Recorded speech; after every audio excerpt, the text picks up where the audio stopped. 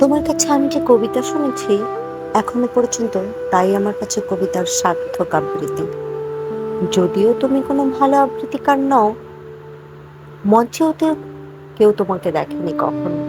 তোমার কণ্ঠস্বরও এমন কিছু অসাধারণ নয়, বরং তুমি অনেক সাধারণ শব্দই হয়তো এখনো ভুল উচ্চারণ করো।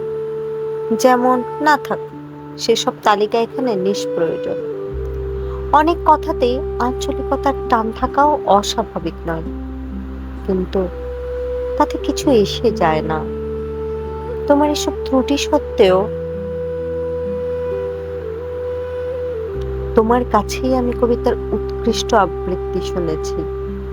এমনকি ভুল উচ্চারণ ও আঞ্চলিক টানেও কবিতা যে কখনো এমন অনবদ্য ও হৃদয়গ্রাহী হতে পারে, তা আমি এই প্রথম তোমার কাছে কবিতা শুনে বুঝলাম। কবিতা যে কতটা আবৃত্তিযোগ্য শিল্প আর কতখানি মন্ত্র আকুল করা ভাষা, তাও আমি এই প্রথম প্রত্যক্ষ করলাম। যেদিন তুমি আমার কানের কাছে মুখে নিয়ে একটি কবিতা শোনালে, সেদিন থেকেই বুঝলাম কবিতার সার্থক আবৃত্তি আসলে বুকের ভেতর।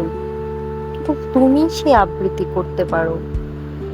কোনো কবিতা ওর চেয়ে ভালো আবৃত্তি আর কিছুই হতে পারে না। যদি সেই কবিতা তোমার মতো কোনো সহৃদয় পাঠিকা আবৃত্তি করে কবির কানে কানে, তখন একসঙ্গে 10 লক্ষ মৌমাছি বুকের মাঝে উঠে গুঞ্জন করে। 1 লক্ষ প্রজাপতি এসে ঋড়ে বসে কাঁধে আর বাহুতে, আরো 1 লক্ষ পাখি একসাথে উঠে গান গেয়ে।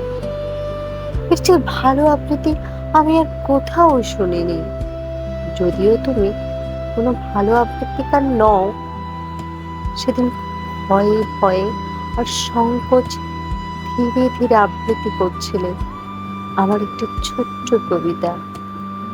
তার সবটুকু শেষ করেছিলে কিনা তাও আজ আর ঠিক মনে নেই, কিন্তু এতটুকু মনে আছে, এর চেয়ে ভালো আবৃত্তি আর কিছুতেই হতে পারে না। তোমার সেই সলজ্জ গোপন আবৃত্তির মধ্যেই সম্পূর্ণ ও সফল হয়েছিল কবিতাটি। কবিতা আছে ভালোবাসায়, কেবল ভালোবাসায়।